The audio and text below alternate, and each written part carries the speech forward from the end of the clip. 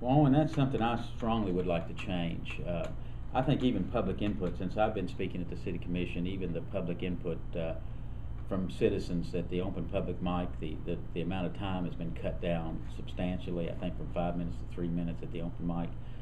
We now just have 60 seconds to have make any kind of input on anything that's on the agenda that night. You know, it might be a $700 million bond issue for our local hospital, and your comments are limited to 60 seconds.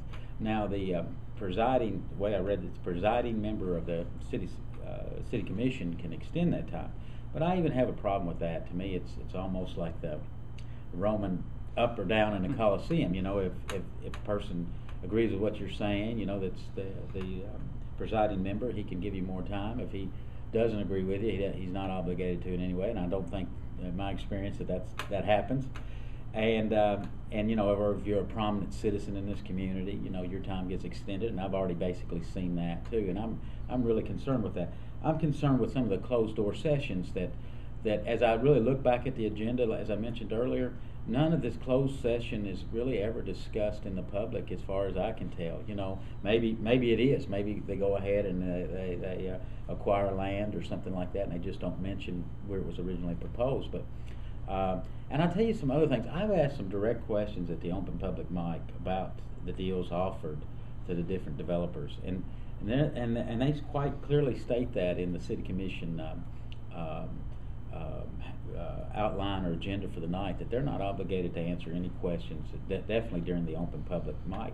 And that's something I really think that we need to look at, and it's something as a commissioner I would want to do, that if you could take the time and trouble to come down there, particularly at an open mic in front of the cameras, and ask a question, I'm going to do my very best to give you an answer. I may not be able to give it to you that night, but I'll do some research and I'll give you an answer. You know, now there's some things, like they say, that are still in negotiation that they can't talk about. But I still see no effort really ever made, if you go down there and ask a question, and if they just don't want to answer it that night, that there's ever any effort made. And to me, that doesn't really foster an atmosphere or an appearance of transparency. It just seems, and that's something as a commissioner that I would like to turn the commission around and go back to the 5 minutes as an open public mic. You know, have an open public mic of at least 5 minutes to have at least 3 minutes worth of input on any particular issue. And really, I'd like to see that the outline that the presiding member has a right to extend your time. I would like to propose that to any member of the commission would have a right to extend the time for a citizen to speak.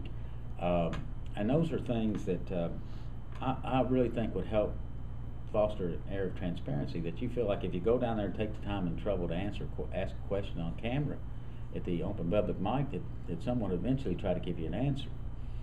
And as a commissioner, if you're elected, how will you go about finding out what citizens think about an issue, or go about trying to encourage folks to be involved beyond what happens at the city commission meeting? Well, I'd really like to do, that's another thing about the commissioners. I really think that's a responsibility that a commissioner really should have, is trying to get people involved in their community. You know, just involved in politics, really. I think with the national deficit that we have, a state deficit of $1.5 billion, unfunded liabilities probably of $63 trillion, Medicare and Medicaid, that eventually we're all going to get very political. I'd just like to see it done sooner than later. You know, I think it's almost I hate to say national security issue, but I mean, we really are going to have to get involved in politics, and I really think young people are, and really begin to follow politics, you know, and really get involved in their government. Because basically, I've seen probably 900, this is kind of I mean, this figure may not quite be right, but $900 million worth of money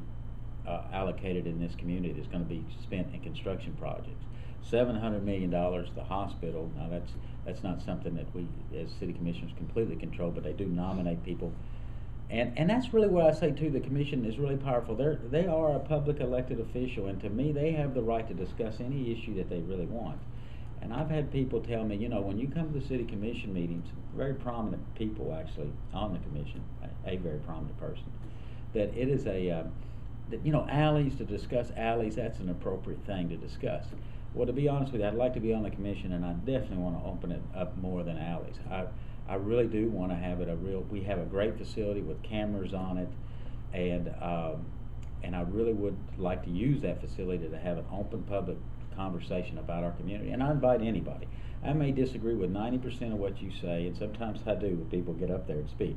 Or I may think it's 90% waste of my time, but I always get something out of it. You know, I don't think I ever discussing anything with anybody that I don't get at least 10%, and therefore it makes it worthwhile. And I'd like to say one other thing before I close on this, because to me it's a very important issue.